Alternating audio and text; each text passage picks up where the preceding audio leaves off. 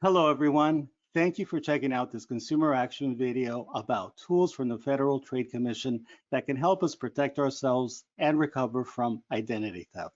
My name is Nelson Santiago, and I am a community outreach manager with Consumer Action.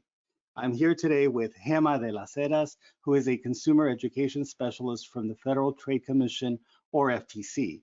And we're going to talk today about identity theft. The Federal Trade Commission is a federal government agency that serves as our nation's consumer protection agency. And each year, the FTC gets more than 1 million reports about identity theft. And although this may seem like a huge number of identity theft cases, we're going to learn today how really it's only a fraction of people who experience identity theft that report it, which is why I think it's important for us to learn about identity theft and spread the word. We're really glad, Gema, that you are here today to help us learn about what identity theft is, how to spot it, how to avoid it, and how to report it. Thanks so much for being here. And if you could, let us know, give us a little bit of context. Let us know what's identity theft and how big of a problem is it? Thank you, Nelson, and thank you for watching from home, in the office, or wherever you're viewing this video from. Identity theft happens when someone uses your personal or financial information without your permission. Um, a thief might steal your name and address, your credit card, your bank account number or social security number, or even things like your Medicare or health insurance number. Now, once they have this information, once they have your information, actually, they might buy things, open new credit cards, or get a phone or utility account in your name. Some thieves even use your identity to get a job, steal your tax refund, or get medical care. And even some might pretend to be you if they're arrested. Now, every year, identity theft is one of the top problems reported to the FTC. As you can see on this slide, this is the latest data on fraud and identity theft reports through September of 2023, which is the latest data we have available. And you'll see that the FTC got close to 805,000 identity theft reports during most of last year. So that number will go up once we get the data for the end of the year. But we know that, as you were mentioning before, Nelson, we know that only a fraction of people who experience identity theft actually report it. And I also want to point out that the most common form of identity theft people told us about is credit card fraud. Thanks, Emma.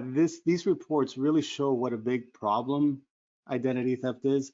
Can you talk to us about how identity thieves get our information in the first place and how we can protect ourselves? Sure. So unfortunately, there are a lot of ways that the bad guys get our information. Maybe you lost your wallet or your phone. Maybe one of your online accounts got hacked, which gave bad guys access to your credit cards or online banking information. Maybe you found out that your information was involved in a data breach, or a scammer might have impersonated someone you trust, like your bank or your employer, and convinced you to give them information. Some thieves even search mailboxes and dumpsters to find your information. And someone pretending to be a company or an agency that you know can sometimes trick you into sharing information. But we're going to talk a little bit more about that a bit later. Identity theft can happen to anyone, and it sometimes happens in ways that we can't control, like data breaches, as I said before. But we can still take steps to protect our information. For example, keep things like your birth certificate, social security card, and financial statements safe, even locked up if possible.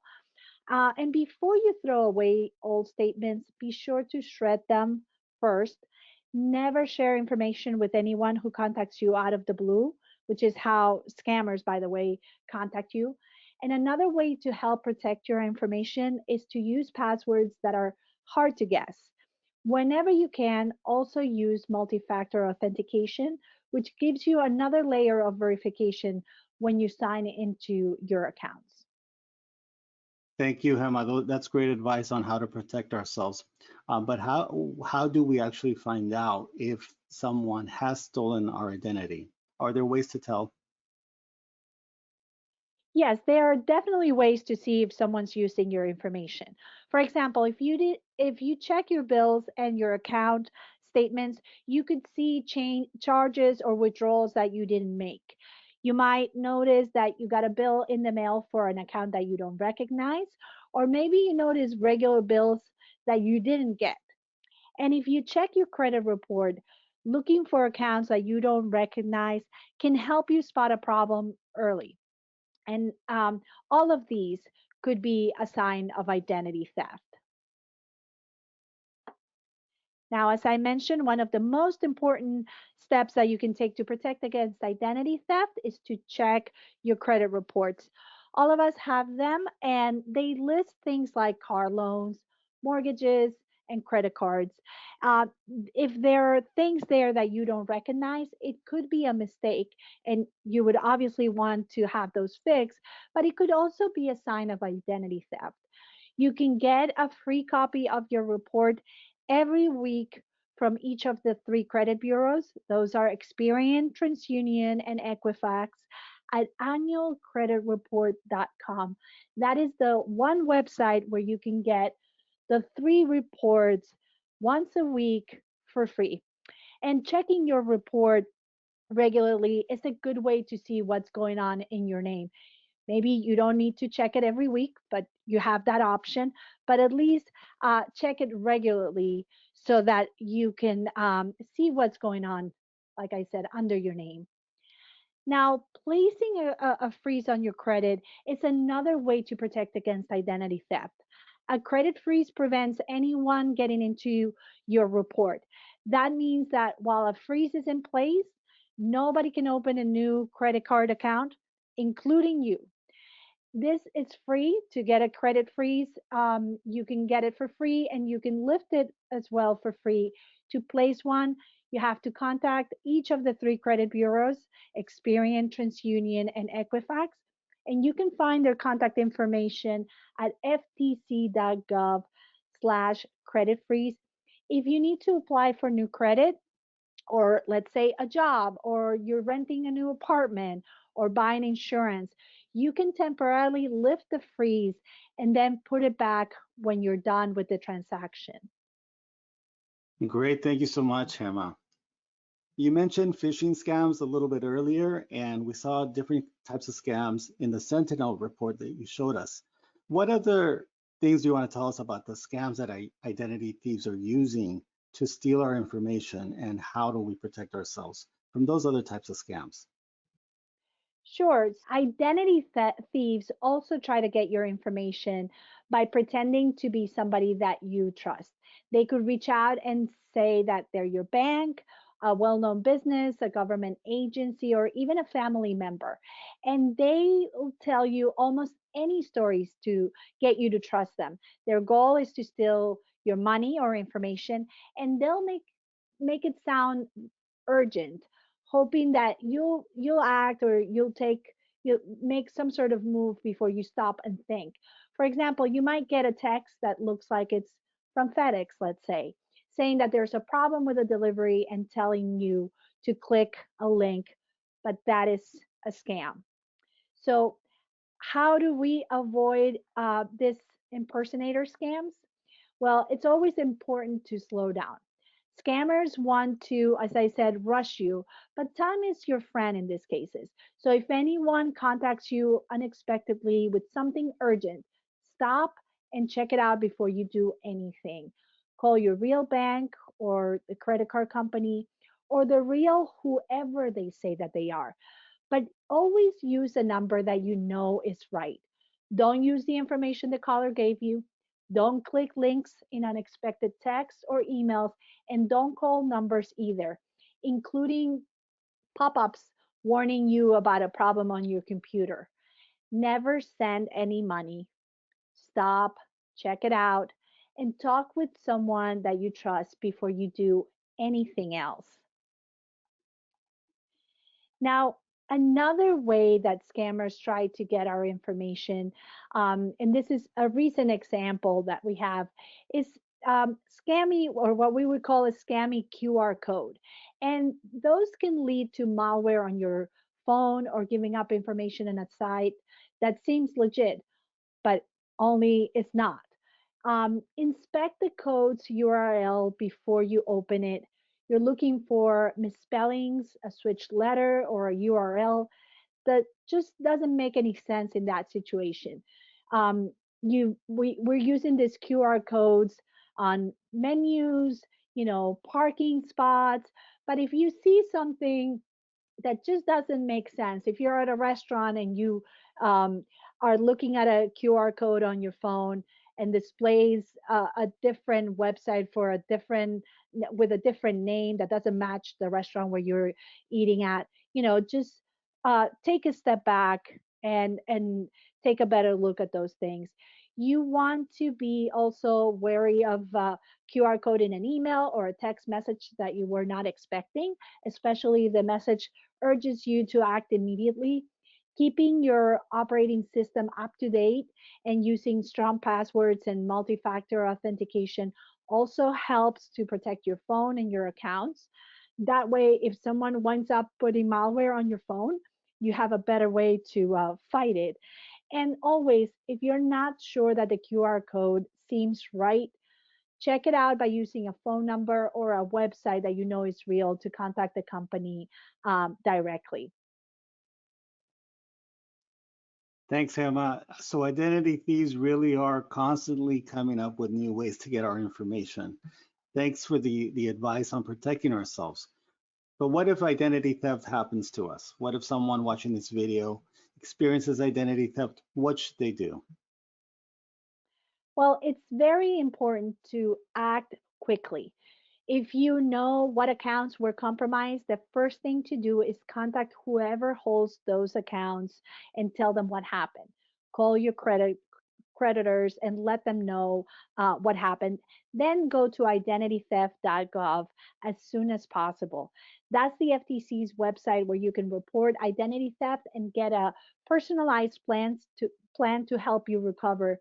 You can also report in Spanish at robodeidentidad.gov. Now, identitytheft.gov is easy to use. Once you click Get Started and follow the prompts, you'll put in details on how your identity was stolen or misused. As you can see on the screen, it's going to ask you to select all the options that best describe what happened. It'll ask you, was it your credit cards accounts that they stole, or your debit, checking, employment, taxes? And once you click on those options, the prompts will take you, and based on that information, the site will create a recovery plan for you as well. Um, and then you will get to this screen, which will be your identity theft reported. You could see, and this is what's so important about identitytheft.gov is that it gives you this very important piece of your recovery. It's the report. Um, this is what the report looks like, and you can use it instead of a police report in most cases. And you can send it to the credit bureaus to prove that somebody stole your identity. These reports are available to law enforcement nationwide to help local law enforcement agencies in their investigations. Now, after you have your identity theft report, so you get to that point after answering those questions, you have your report, you're going to have the option to create an account to track your progress.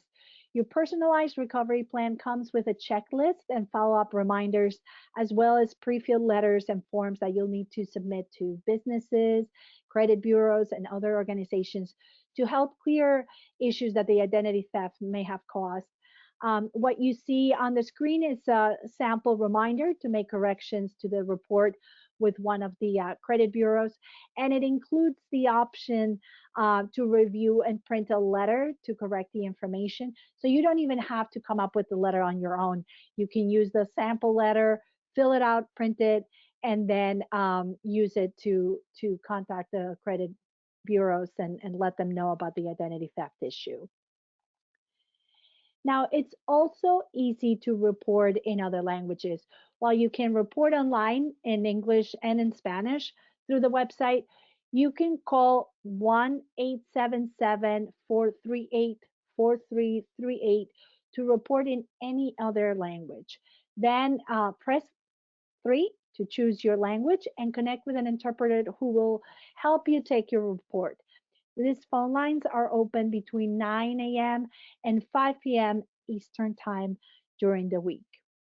Great. Thank you so much, Gemma, for that information on getting help if identity theft happens to us. Now, you know that at Consumer Action, I'm sure you know this, we love resources, resources, and more resources. A lot of people in our network are community educators. Tell us about any additional resources or tools that you have for us to share with them. Absolutely. So we also love resources. And to learn more about how to spot, avoid, and report identity theft, visit ftc.gov/identity theft. There you can find additional materials and information on how to recover from identity theft.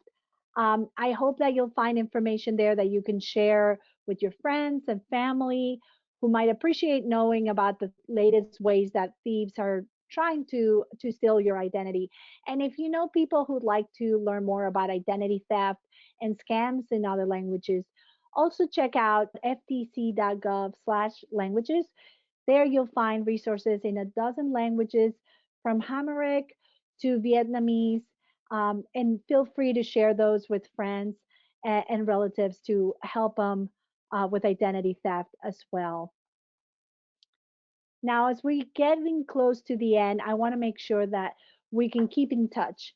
The best way to do that is to sign up for the FTC's alerts at ftc.gov/consumer alerts or at ftc.gov/alertas de consumidor to get them in Spanish.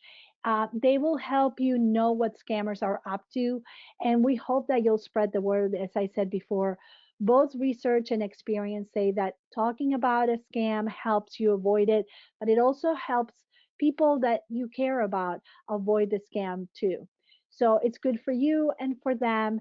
And I hope that you'll go and sign up right now. So I have shared a lot of information and hope that we feel better about how to spot, avoid, and report identity theft, as well as impersonator scams. And I hope everyone here will go and share a takeaway or two with people in your network. If you have any questions, please feel free to reach out to me. My email is gdelasheras@ftc.gov. You can shoot me an email anytime, and I'll be happy to connect with you and answer any questions you have. Nelson? Thanks so much, Gemma. Thank you for letting us know how to contact you in the future because, as you know, sometimes you don't need, when you're not having the problem, you may not have a question, but if something comes up down the line or if it happens to somebody you know, we may want to reach out and get some information to help folks. And speaking of resources, at Consumer Action, we have our own set of resources related to identity theft and scams that I want to mention very quickly here. They can all be found on our homepage. You can see the URL right on the screen. And then also there are links on this slide for our identity theft and account fraud educational module, our credit freeze module, as well as our Scamgram newsletter that comes out each month. You can join the mailing list and have that delivered to your inbox and get it the middle of each month, as well as a link here to our How to Complain booklet. This is one that is handy to have for any kind of consumer problem. I also want to remind everyone that we are a nonprofit organization and of course welcome contributions from the public. There are several ways to make a contribution. You can see that information on the slide. And also everyone can support us without spending a cent just by following us on social media and especially by subscribing to our YouTube channel. If you're watching this on YouTube now, please subscribe. And finally, I want to say thank you again to Gemma and to the Federal Trade Commission for this great information. I'm sure it will be valuable to a lot of people. We hope that you can come back and join us soon, Hema. Thank you, Nelson, and many thanks to Consumer Action for the opportunity to share this important information. We look forward to seeing you soon. Thanks so much, Hema. See everyone again very soon. Goodbye.